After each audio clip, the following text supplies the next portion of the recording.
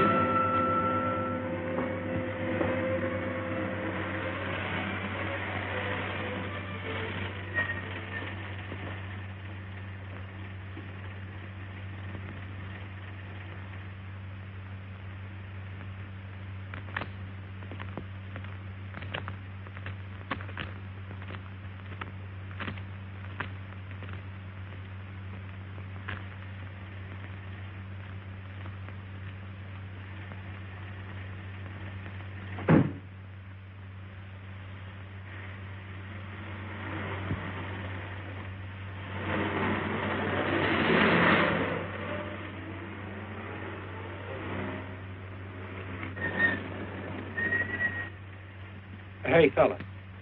Come here. What were you doing back at that radio shop? Just looking. I was on my way home. Live around here? Yeah, a couple blocks down. Let me see some identification. Sure. Yeah, I guess I forgot my wallet. Look, lad, I've got to see some identification. How about my Army discharge? I got it right here.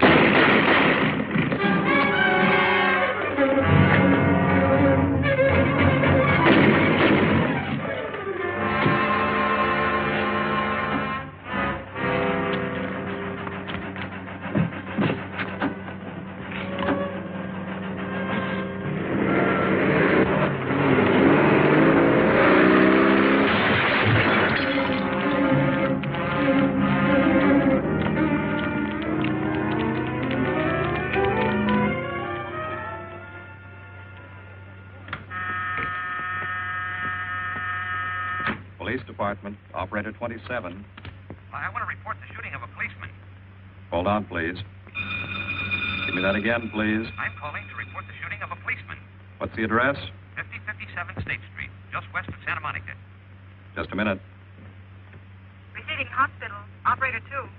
Operator 27, 5057 State Street, 5057 State Street. An officer has been shot. Send an ambulance. All units in the vicinity of State Street and Santa Monica Boulevard. Proceed at once to 5057 State Street, 5057 State Street. An officer shot. Code 3.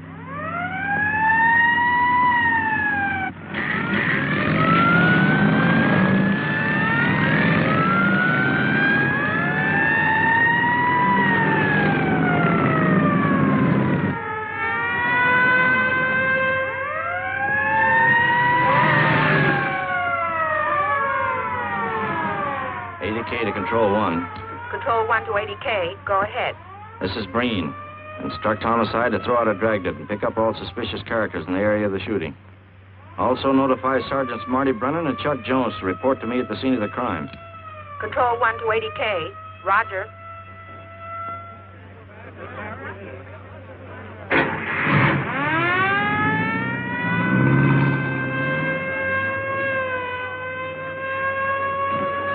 I see. Well, what have you got so far?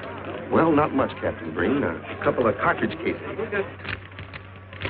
Oh, Marty, Chuck. Hi, Cap. Eyewitnesses? Who was first on the scene? Reported it. I was. I live here. I'm a light sleeper, but my hearing is good. And my cat... Did the officer say anything before he collapsed? Yeah, he gave a description of the fella. On the shooting of the officer. Suspect is a white male American. Age 26 or 7. 5 feet 10 or 11. 155 to 165 pounds. Brown hair. Regular features. Pencil mustache. Repeat broadcast. All units. Is that about it? Yes, sir, exactly. And the officer kept saying, he looked like such a nice kid. He looked like such a nice kid. As if he couldn't believe what had happened to him. I see. Is that all? Yeah. Thank you very much. Yeah, well, anything else I can do, I'd be glad to help you. We may call you. Get his name and address, will you, Bob? This door been checked, Lee? Yeah, it's okay, Captain. Find anything? Nothing but some smudges so far. Found this in the glove compartment. I think it's nitroglycerin. Doesn't look quite right. Well, check it down to lab. Right.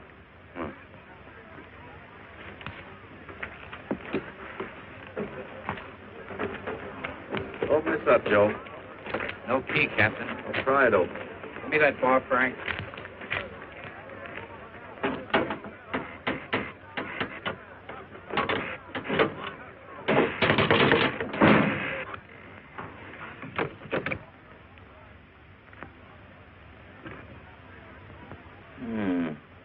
Regular arsenal. Yeah, get a load of that. What is it? I don't know. It looks like some kind of an electrical device. United States Navy. It's either stolen or war surplus. Send all the stuff down to the lab and check the serial number on that Navy equipment. Yes, sir. Captain Breen. We found these in the weeds over by the radio store. What do you got? A pair of cloth gloves, Captain. Well, he thought of everything, didn't he? All right, give them to one of the technicians. Yes, sir. Marty, you and Chuck come along with me. Let's go downtown and see what they picked up in the dragnet. Right.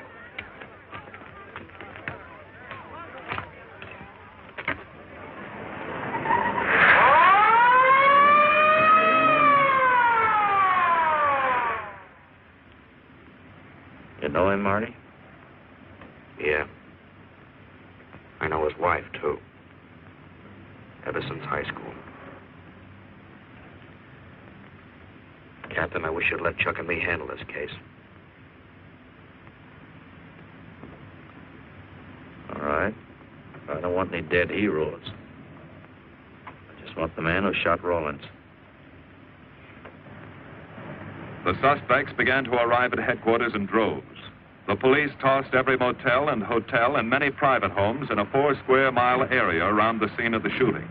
Every available radio car and patrolman and detective was out on the dragnet. The strings were being drawn tighter and tighter. Many a man returning from a date or a late party or a poker game surprisingly found himself in a squad car, its siren screaming as it brought him to the detective bureau. The dragnet gathered in some strange fish, and many ordinary ones. All the rest of that night, the detectives probed, needled, questioned, quizzed. Everything was checked. Fingerprints, names, addresses, stories. Every fish in the net was examined. Most of them thrown back into the sea, not worth keeping. Except a few parole violators and slightly shady characters whose stories needed a lot of verifying. I wasn't prowling no cars. Just taking a walk, you know, getting in condition. You were running when the radio car picked you up. Yeah? Maybe that's why the guys call me Punchy. He's got a point there. 2 felony convictions, no warrant, no warrant. He's on parole. Book him, violation of parole. Let's have the next one, Joe. What were you doing in that vacant lot? The vacant lot. Lot? What were you doing with it at that time of night? Niệm của mình cũng cho lo ngồi ngồi xe hữu nội là ngồi ấy 30 cái年 未有依賴過我姓陳嘅我陳家有我做老豆嘅生意嘅。You say your name is Ralph Henderson. So what? Well, you know, it's a funny thing, Ralph. There's a guy around this town that's been wearing your fingerprints. Only his name is Pete Hannon. Okay. So I'm dead. So what's one more confession in my life? Now you're talking, Hammond. Okay, Hammond. Oh, Larry. What have we got here? Oh, some robbery suspects. Candidates for San Quentin. Handsome here is the big shot. He runs the outfit. Have a gander at his record. Car theft, escape from reform school, robbery, assault with a deadly weapon. Not bad. Look at the heater we found on him. German Luger, fully loaded. Redhead here tried to carve up one of the arresting officers with this pretty toy. Nice boys. By dawn, many minor wrongdoings had been uncovered, and a few incipient felonies. The checking of the suspects had been thorough, painstaking, and tedious. But all the work was for nothing. The man who had shot Officer Rollins was not among them. He remained no more than a description, a shadow of a man, mysterious, elusive, deadly, hidden away somewhere in the vast city. As for Rollins himself, he couldn't help. He was in a coma at receiving hospital. Mrs. Rollins waited out the long, tense hours while her husband fought to live.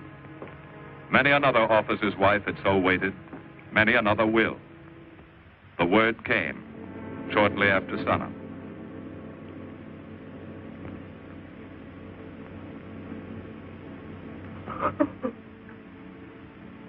Oh.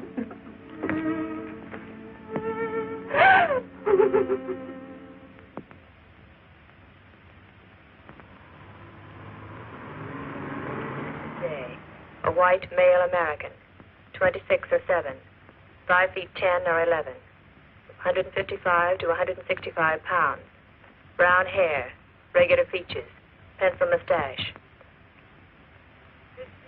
This was no frightened fugitive. What went on in his mind? Why had he set his hand against his fellow men, taken the life of another, of a stranger, of a man who was merely doing his duty? He must have some plan, some goal that called for sudden death to anyone who got in his way.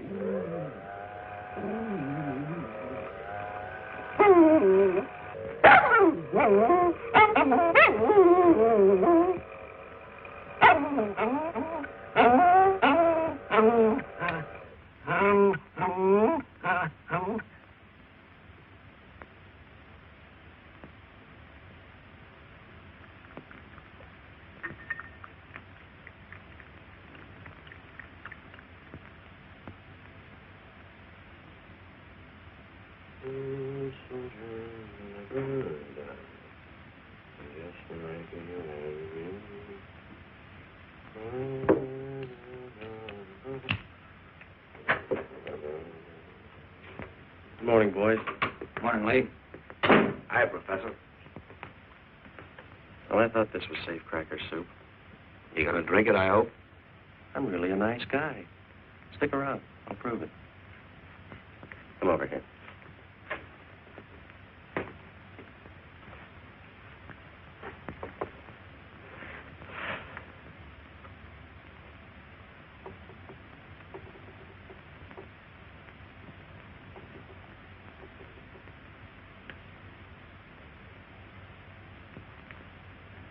Hold this for me, will you, Chuck? Thank you. Now, if you'll hand me that hammer, Marty. Thank you.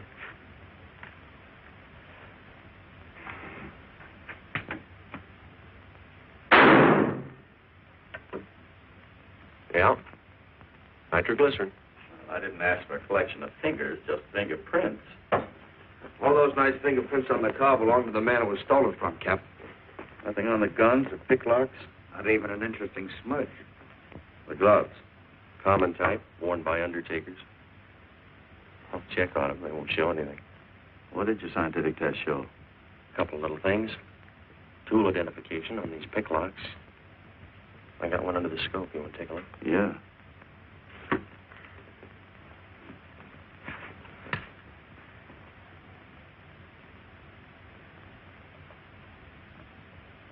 Take a look. I see. Well, it seems to tie the tool up with the lock. If that microscope could only tell us who did it. I'm working on that. No, only an amateur would carry that liquid dynamite in a car. This boy's no amateur. Took the precaution of desensitizing it so it'll take normal shock. Took a lot of other precautions, too. No fingerprints, no identification, nothing definite. Except he's scientific. Knows electricity. Is inventive. Yeah. And happy on the trigger. This is Captain Breen. Get me Captain Stevens of burglary, will you? I hate to disappoint you, Lee, but I think you've come up with something. Hello, Steve. How are you? Did your daughter's marriage come off all right? Good. Look, Steve, on those burglaries of electrical equipment lately, were there any where picklocks were used to gain entry? Good. Well, let me know if there's another report of one, will you? I've got an idea the Rawlins killer may be tied in with those. Fine. And give my regards to the newlyweds, too. So long, Steve.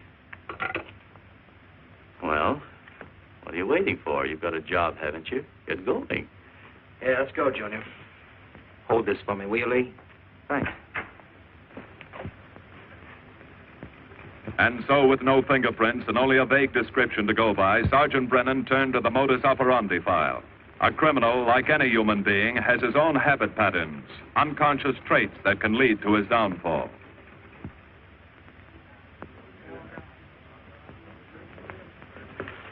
Well, they are, Junior. List of burglars who use picklocks for entry. Oh, great. This narrows it down to just a couple of hundred suspects in this area. Give me a match, will you? That may not be so bad. This guy's improved on the system. Maybe he's left his trademark on some other job. Well, here we go, legging it all over town, asking a million questions. What you paid for, isn't it? Am I paid to associate with you, too, Junior? You could do worse.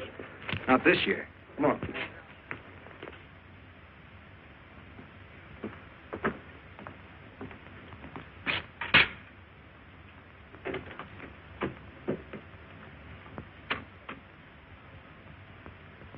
Car 12, car 12, in the 10,000 block on Mississippi.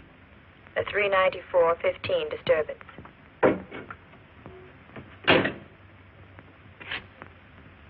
Car 80K, code 1.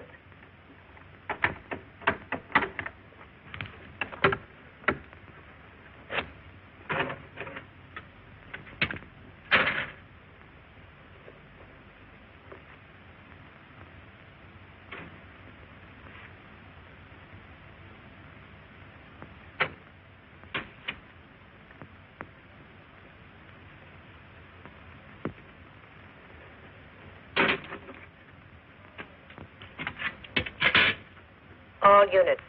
On the broadcast of the suspect arrested in the shooting of Patrolman Rawlins. Cancel the cancellation. Suspect released from custody.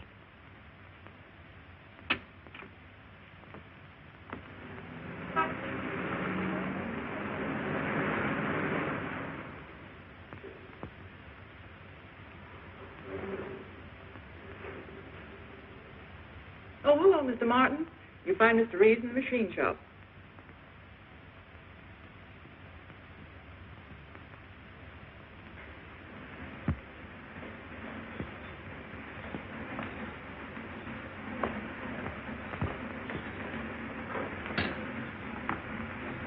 Hello, Roy. Glad to see you. How are you, Mr. Reeves? Hi. I was hoping you'd drop in. I wanted to thank you for showing us how to handle that repair job. Helped a lot.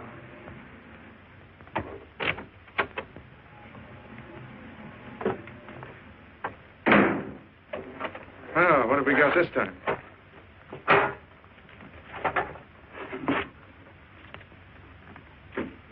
Sewer grab.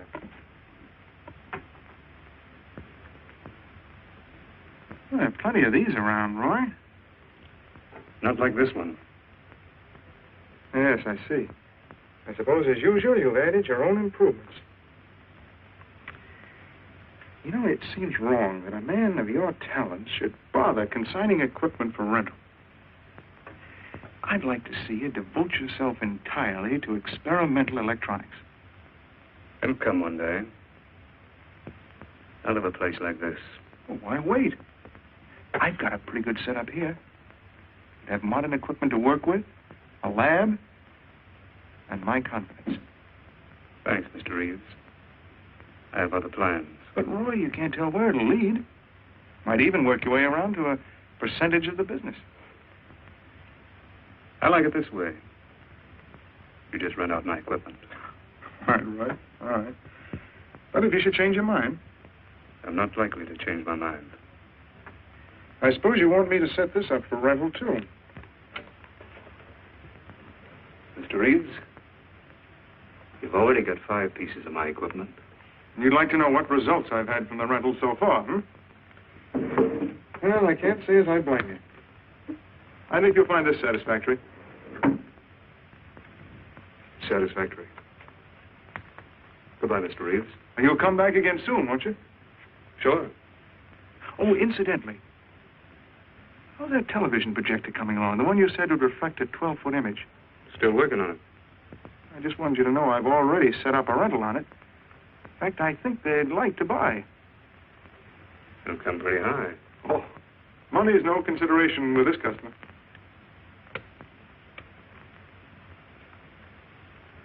Tell him he can pick it up tomorrow.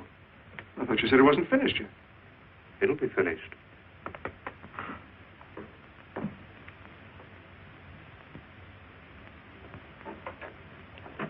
It uses an image fixer and then projects by ordinary incandescent. Roy, this is the best television projector I've ever seen. Let's hope that your customer thinks so. He will. Yes? Send him right in, Charlotte. There, you see, our customer is here, begging for the privilege of buying. Better be running along. I'm not much good at business. Oh, but Roy, he'll want to congratulate you. Just see that the price is right. All right, Roy. I'll get you a good deal. So long. See you.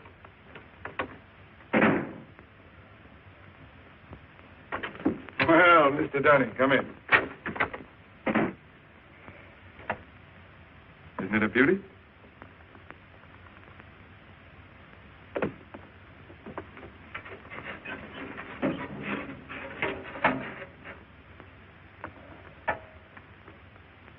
It's a beauty, all right. You like it? I certainly do like it. You see, it's mine. What do you mean? Let me have the police. I built it. Spent years on it. Oh, you must be crazy. Roy built this machine himself. Your friend's a crook, Paul. You've been taken in. Hello? Give me the burglary detail. Dear Jim, regarding your inquiry on a .38 caliber Smith & Wesson revolver, come in, boys. Burglary detail just sent this report through. It's a man named Dunning reports tracing a stolen television projector to the Reeves Electronics Lab. Think it's a tie with the Rawlins case? Well, take a look at this fellow Reeves and see what gives. I'll notify burglary we're following up on it. Right. Come on, Junior. What else did he place with you for rental? Oh, a number of things. All war surplus that he bought on his veterans rating. Oh, is this more of his equipment? Yes. Yes, he left it here on consignment. I'm sure that Roy can explain everything. Well, maybe he can, Mr. Reeves, if you'll tell us where he lives. But I don't know. Mr. Martin's on the phone, sir. I'd better talk to him. I think so, Mr. Reeves. I'll take it in the superintendent's office.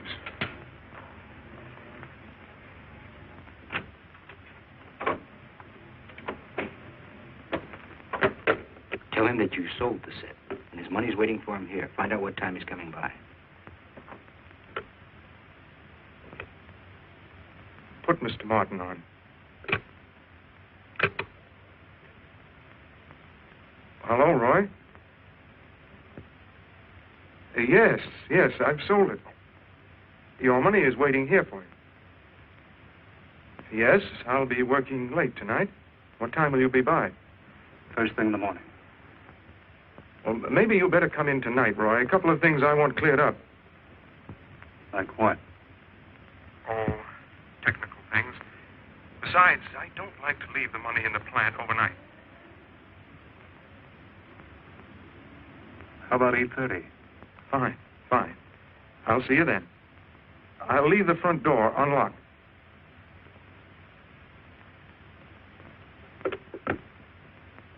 You'll be here at 8:30.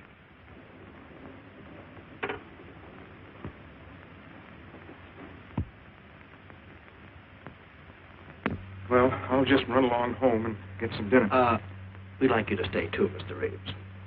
Why? For company. You want to cooperate, don't you, Mr. Reeves? Certainly. Good. Now, you just wait in your office. We'll be around. Very well. This way, gentlemen.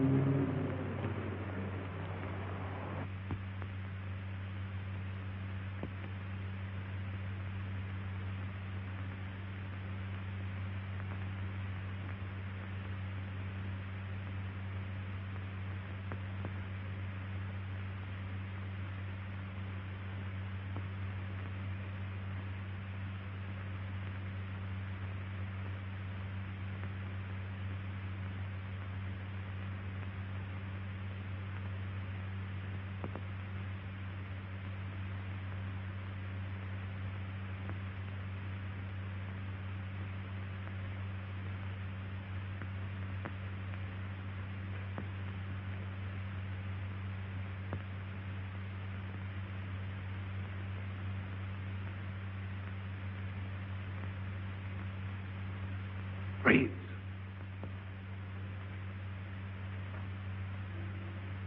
That you, Roy?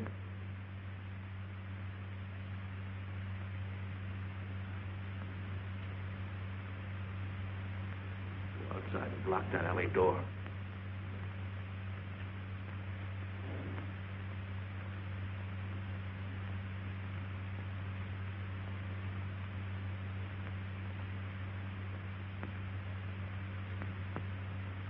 Where are you, Roy?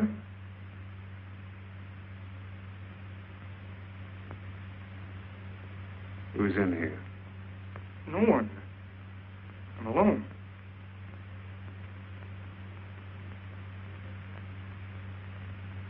Come on in. I've got your money for you. Bring it out here. All right. Just a minute.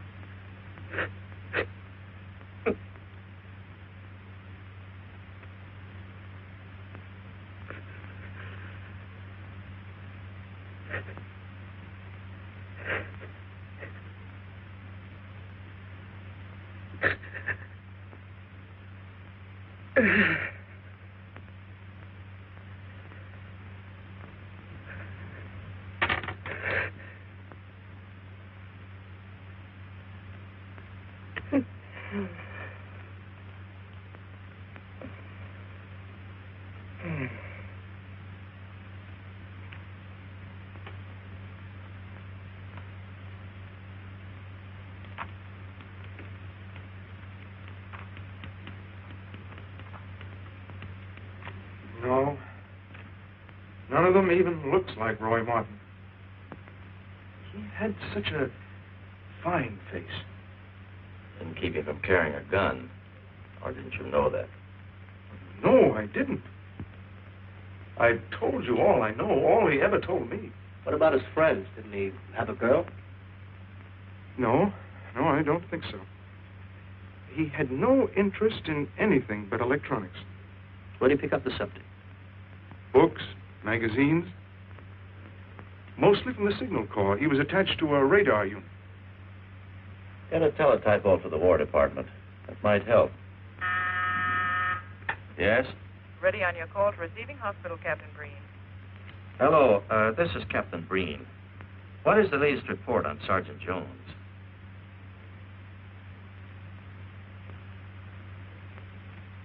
I see. Well, let me know if there's any change, will you? Thanks. Chuck's in pretty bad shape, Marty. He's paralyzed. May never walk again.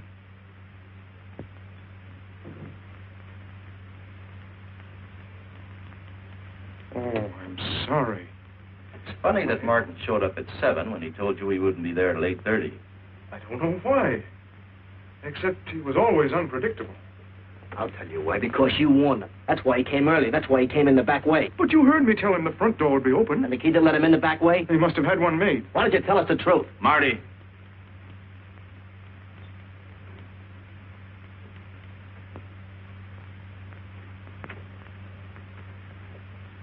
Now, look, Paul. You can make it a lot easier for us to believe your story if you'll just give us some facts. Something that might help us. I told you all I know. I've been gullible, all right, letting him make a fool of me. But I'd do anything to make up for what he did to Detective Jones. Sure you would. You can go now. Oh, thanks. Thanks. My friends, they can vouch for my character. That's good. We'll call you if we need you. Thank you very much. I think he's telling the truth, Marty. I think he's just gullible, like he said. What about the stolen stuff he was trying to peddle for Martin? We'll use it for bait. Maybe Martin will come back for it. Then we can ask him. Here. Nevertheless, I want a 24-hour tail put on Reeves, and I want a watch on his home and his factory. Right. You can keep those. Okay, Captain.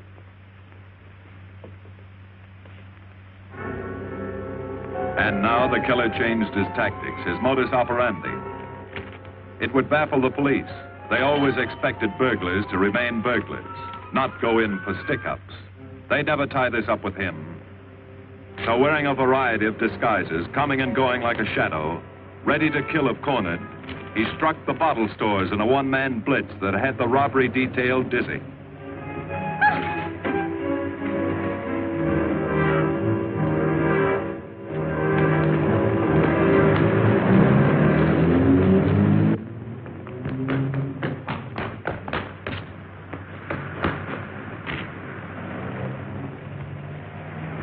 The killer, always resourceful, always thinking along lines that would baffle his hunters, had discovered an ideal avenue of escape. Under Los Angeles is a vast and intricate system of huge storm drains built to siphon off the flash floods of the rainy season. Many of the tunnels are large enough for 2 cars to drive abreast. Here were 700 miles of hidden highways. Ideal for the use of someone who needed to hurry from place to place without being seen. Ideal as a hiding place for guns and supplies in case of emergency. What is it, Lee? Well, the reason I asked you to come over is I think I've hit on something. An identification? No, not quite, but a tie-up. Now, these are the shells from the gun that killed Rawlins. These were fired in the liquor store holdup in which the bandit got away. And these were fired at Chuck. Now, as you know, every ejector, even in guns of the same model and caliber, is different. Each one leaves its own markings on the cartridge casing. Now, look at these fine striations. This deep gouge. The same on all three. In other words, the man who killed Rawlins and the man who shot at Jones and Brennan, the stick-up who's blitzing the liquor stores are all the same man. Right. All we need to know is what that man looks like. Get me Chandler in robbery, will you? I've got an idea about that. Also, it'll give us a chance to see if Reeves is on the level with us. Steve, Breen, about those blitz holdups you're on. Round up all the victims and have them down here tonight, will you? Oh, it's just a little scheme. Thanks, Steve. That's good. Now I'll sketch another one of the same type, only this time thin it out a little, huh? All right. Hi, Lee. How's it coming? You ready for tonight? We'll be ready. Think it'll work? It should. When'd you get the idea? From a kidnapping case in Chicago. But I thought these slides might be an improvement over the method they used. Could be. Captain thinks so.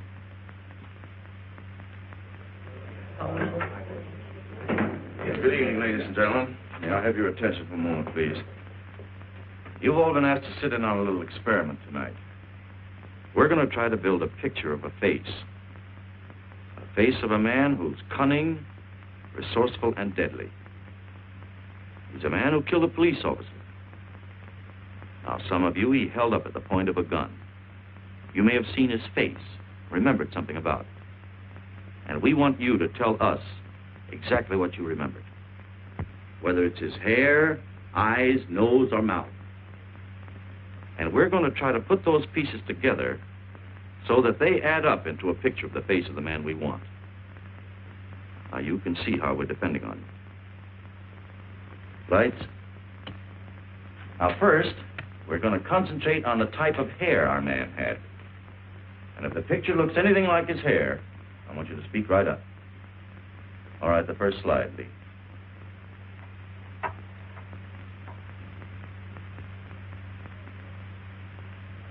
His hair had waves in it, well-groomed. That's the idea, Miss Smith.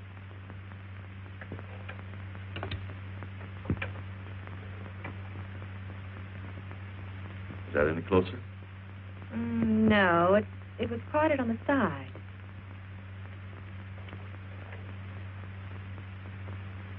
Oh, that's more like it, except it was thicker.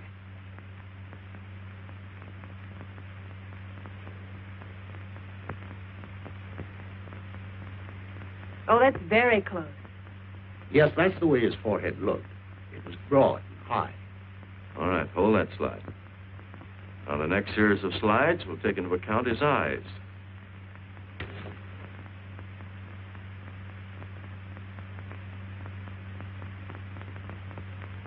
Oh, 1 minute, please. Wait, 1 minute. His eyes were a little like that. Maybe a little smaller, like beads.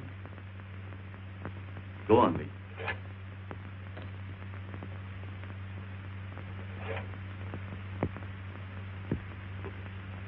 Now you've got it. Now, hold that slide, Lee. Anyone else? That looks like him, only a little madder.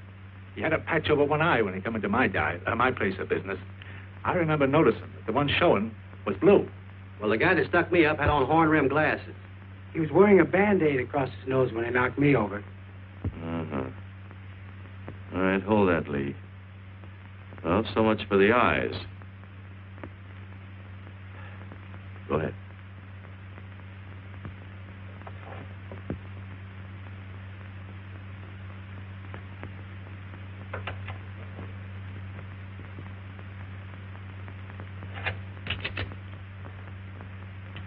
Señor Capitán. Yes, Miss Montalvo? Ay, ¿cómo se dice en inglés? A sus órdenes, señorita. Ah, qué bien. En este bandido, la nariz fue chata, como aquella, pero un poco más chata y más ancha. Like that, Captain, but more snub, wider. Try another one, Lee. Como aquella, casi la misma. She says that's about it. Thank you very much, Miss Montalvo. Get Reeves. Any more comments? That's pretty close, all right. Pretty close. Perfect. All right, now we'll start on the mouth and chin. The next series, Lee. I think his lower lip stuck out more. The mouth was thin and mean, like it never laughed. Go ahead. Something like that, but thicker lips. There. That's it. That's him. All right, now hold that right there, Lee. Oh, come in, Mr. Reeves. Good evening, Captain. Did you ever see that face before? Why, it's Roy. Except for the hair being a little lighter and the eyebrows heavier. It's Roy. You're sure? I'm positive I'd know him anywhere. Lee, I want to retouch the photograph. Now lighten the hair and give more body to the eyebrows. Right. Lights. That's all. Thank you very much. You've been a great help. It's positively amazing how you found out what he looked like. Well, we're looking for an amazing criminal, Mrs. Johnson. Thank you and good night. Good night, Captain. And so the face of the unknown killer, built up from fragments of evidence, was sent out all over the country. To chiefs of police, to sheriffs, to county constables and county jailers, to the wardens of prisons, to all postmasters and postal inspectors, to the agents of the Treasury Department, to the FBI.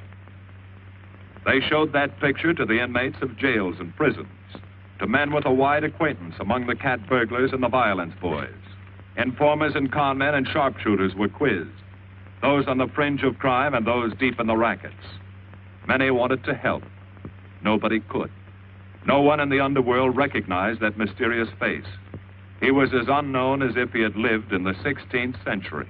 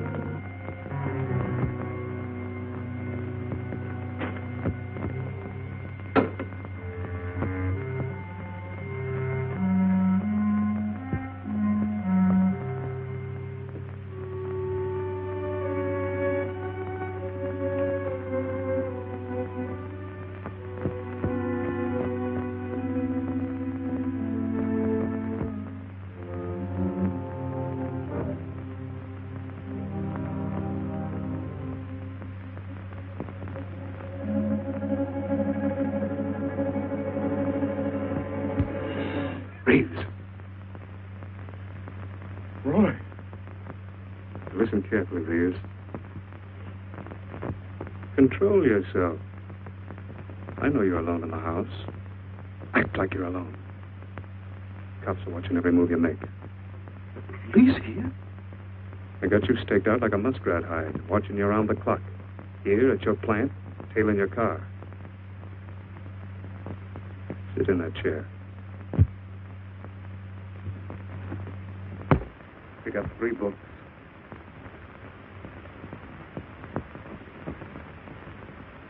Don't look up and don't answer me. All right. So glance at the book.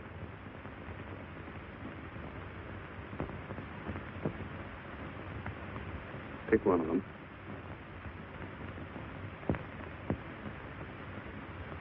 Okay. Now, that's the book you want to read before you go to bed. Now, get up and turn off the lamp.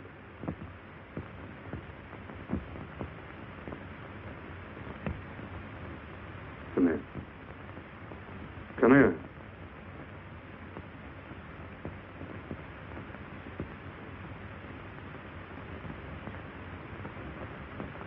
Go in the den.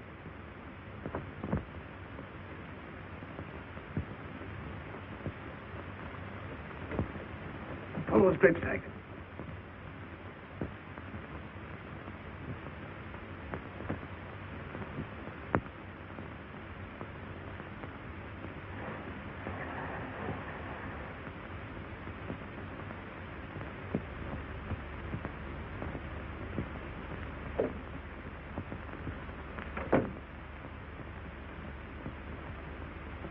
Now get away from him.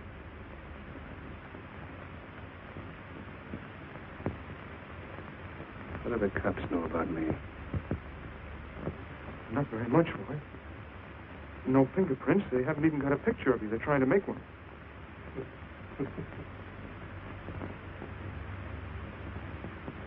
How much cash you got in the house? None. I never keep any cash in the house. It isn't good business.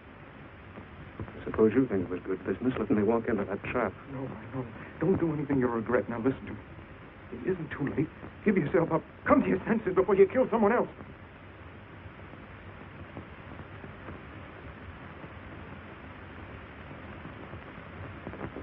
What do you mean, someone else? What do you mean? Nothing.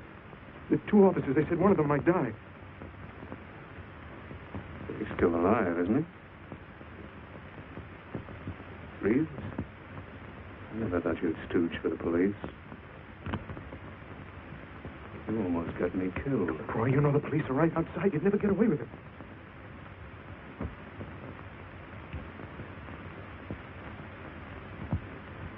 That's right. Now you're being sensible.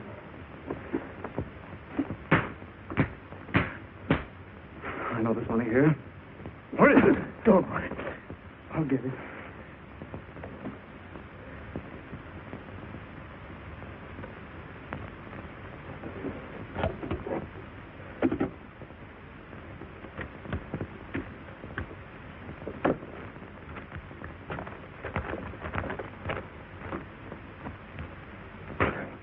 It's not enough.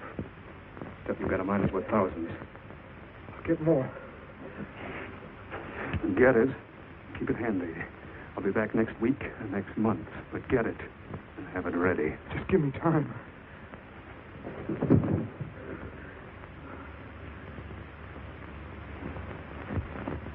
Oh! Look, I don't want policemen outside my house following me around. That's what made Roy suspicious. I'm leaving in the morning. I'm afraid I'll have to disappoint you, Paul. Unfortunately, you're our bait. I won't do it. I've done enough. Look, no one's done enough until we find this killer. I asked you to keep a sharp lookout on this house, Marty. I did. Two of the best undercover men of an apartment were assigned here. That didn't keep Martin from getting in. What's the matter? You tired?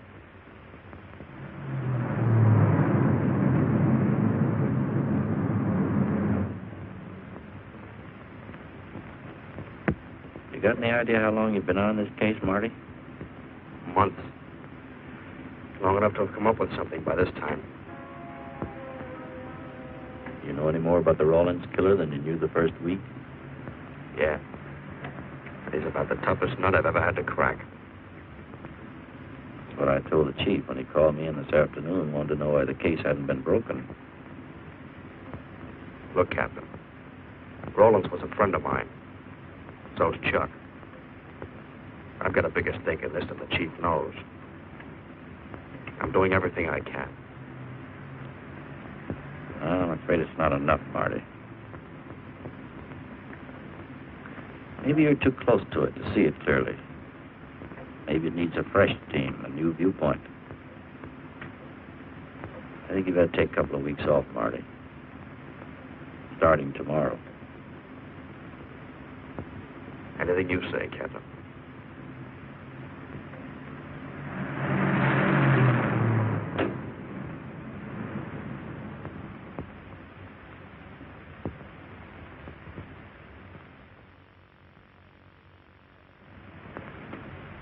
Hiya, Marty.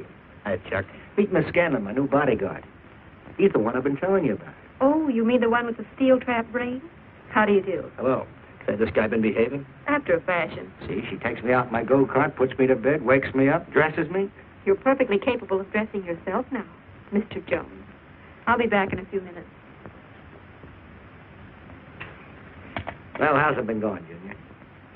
Oh, pretty good, Chuck, pretty good. Is that why you're off the case?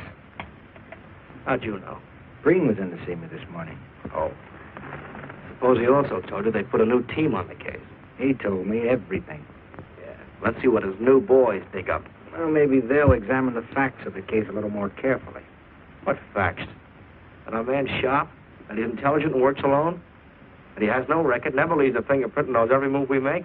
Sure, plenty of facts, only they add up to nothing. Sure, forget it. You got yourself a 10-day vacation. Go on down to the beach, get a suntan. By the time you get back, the case will be broken. Isn't that what you want? You know better than that. All I know is what I hear. You sit there batting your gums about how the old man let you down. Maybe he's trying to wake you up. He's got a funny way of showing it. There you go, flying off the handle. Always taking things for granted. I wish I could get up and boot some sense into you. He knew what this case meant to me. He still does. That's why he's trying to get you mad enough to do something about it. You don't really figure that's his idea, do you? I know it is. It's a tough case, Chuck.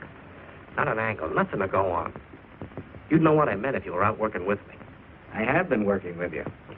That's all I've had to do lately, just sit around studying what little facts we have, trying to figure out who he might be. You know the kind of a guy we're up against, then. I tell you, Chuck, this guy's a genius the way he operates. As if he were right there with us every time we go out after a lead. Oh, sure. Breen's been tipping him off just to make you look bad. Yeah, almost like that. Well, he beats us to the punch every time. There's your angle. You just hit it on the head, but you don't see it. Look, start at it. 1, he's unknown to the underworld. 2, he beats you to the punch, right? And 3, it's almost as if he were with you. Isn't that what you said? Yes. We'll tie that up with a lot of other little things, like the fact that he uses a police gun and the accuracy of the shooting. Anybody could buy a police gun, and the Army could have taught him how to shoot. Yeah, but who taught him how the police operate? Oh, I know what you're driving at, Chuck, but a cop. Those things happen. Yeah. Now, if I were still in the case, I'd start with our own department first, then Santa Monica, Culver City, Burbank, Pasadena. See you later, Junior. Hey, don't let him out of your sight, beautiful. It's the first time in years he's used his head.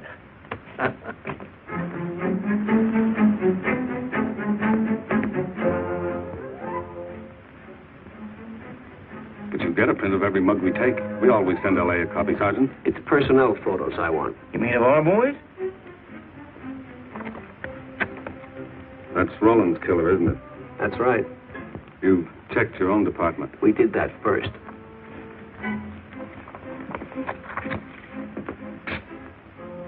And so the tedious quest went on. Sergeant Brennan wore out his shoes and his patience, going from police station to police station, checking photos until his eyes were blurry. For police work is not all glamour and excitement and glory. There are days and days of routine, of tedious probing, of tireless searching, fruitless days, days when nothing goes right, when it seems as if no one could ever think his way through the maze of baffling trails a criminal leaves. But the answer to that is persistence, and the hope that sooner or later something will turn up, some tiny lead that can grow into a warm trail and point to the cracking of a tough case.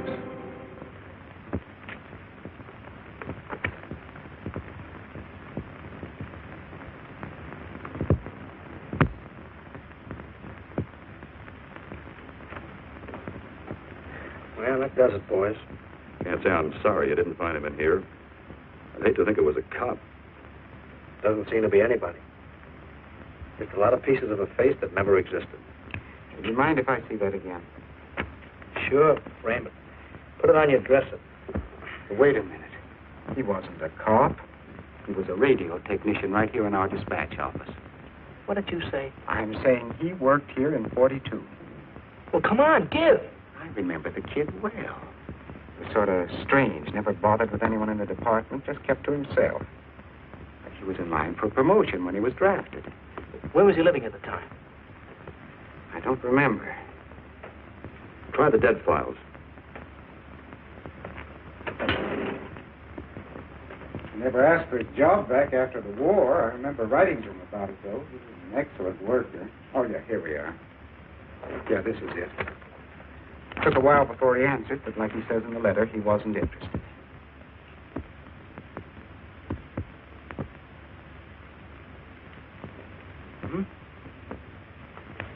Postmarked Hollywood. No return address. What do you want us to do? All the work? Oh, thanks a lot, Freddie. You remember, he was a civilian employee.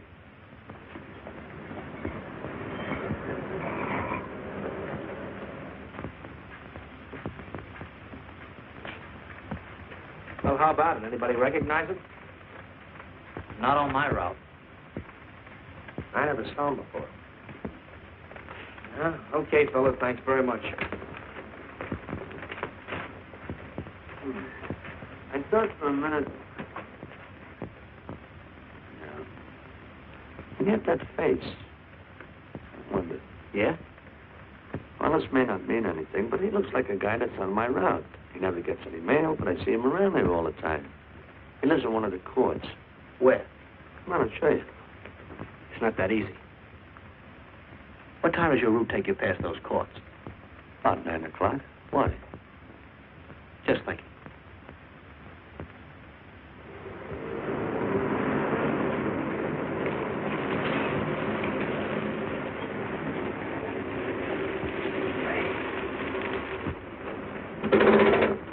You got any chocolate milk?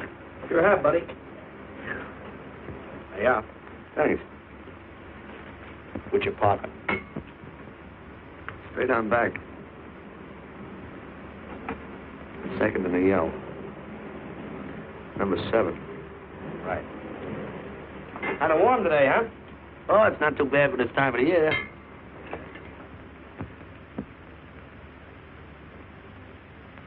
Good morning. Morning. You're new and you're out, aren't you? We had substitute. What happened to the other fellow? Sick. Oh, what's the matter with him? I don't know. I catch everything. Hear about it on the radio, and next morning I got it. Too bad. You aren't very social. The regular fellow always stops and talks to you. Sorry, lady, I'm a little late this morning. I was hoping maybe you could help me. There's something very funny going on in this court. Yeah? I was scared to go to the police with it. I thought maybe I might be poisoned. What? Yeah. By the manager. She's a witch. She's a what? A witch. She puts poison in my milk. Oh, I see. Look. You switch the bottles when she isn't looking, see? Drink our milk. Then you'll be safe, right?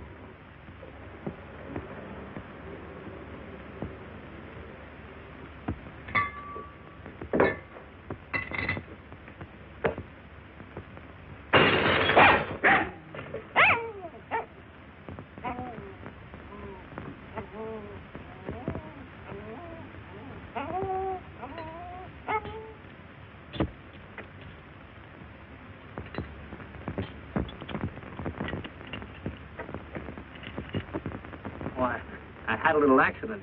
Got a mop, I'll clean it up. Leave it be. I'll clean it up myself. Okay, mister.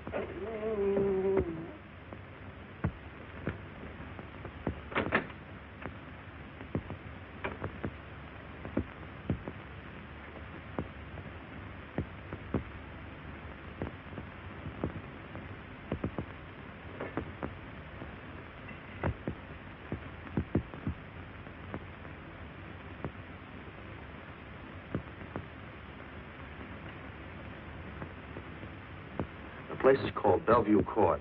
I drew this from memory, but it's pretty close. That's where he's hiding out, right there. You sure he's our man, Marty? Captain, I couldn't go wrong on that face. He's our man.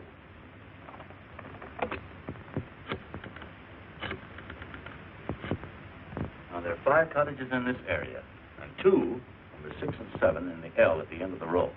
Our man lives in number 7. This building department plan will show you the whole layout.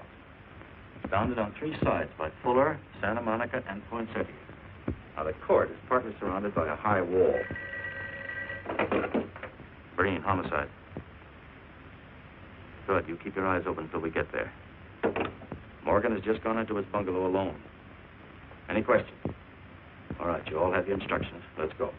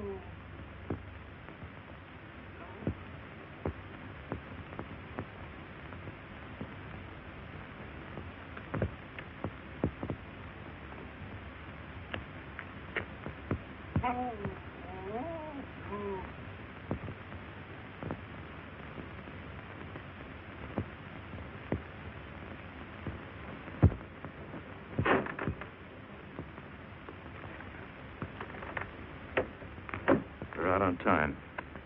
Wait 5 minutes. Go around and block the side entrance. Keep your lights off.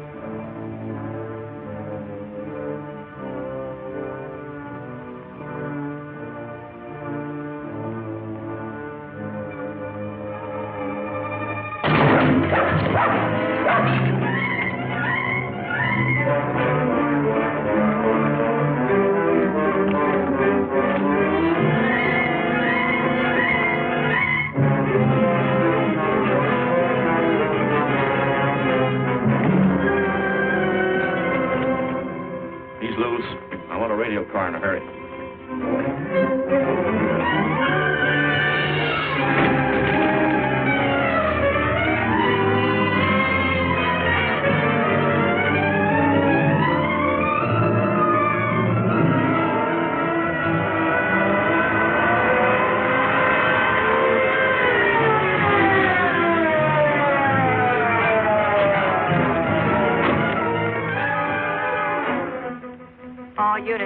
All units in the vicinity of Santa Monica and Fuller.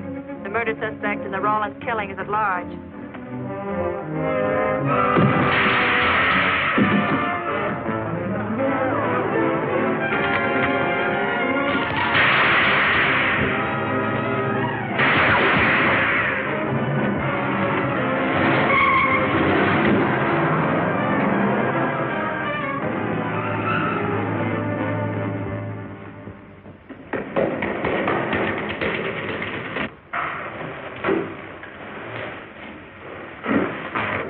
I want a map covering the storm drain system in this area.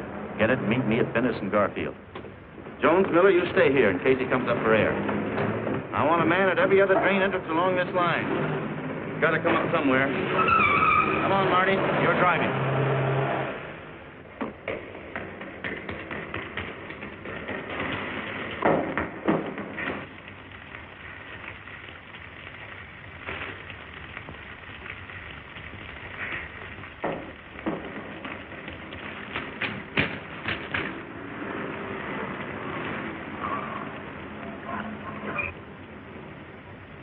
Keep this drain covered. It's liable to pop out anywhere.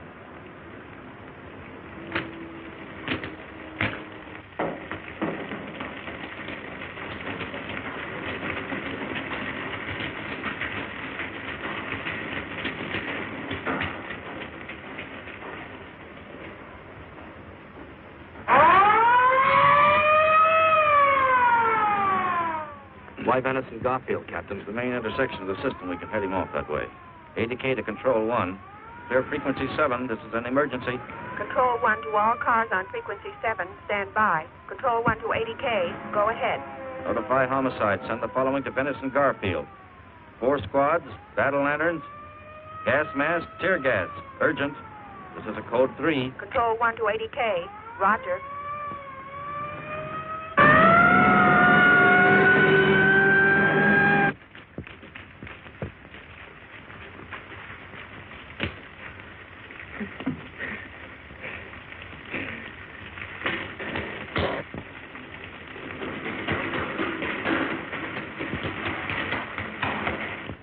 Probably head down this main drain to where it comes out of the Rio Hondo.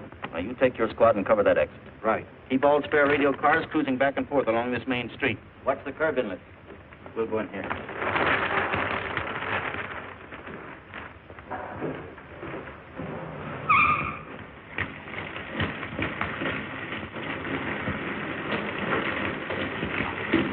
Any sign of him? No. We've searched every foot between here and the Rio Hondo outlet. And he must be up ahead.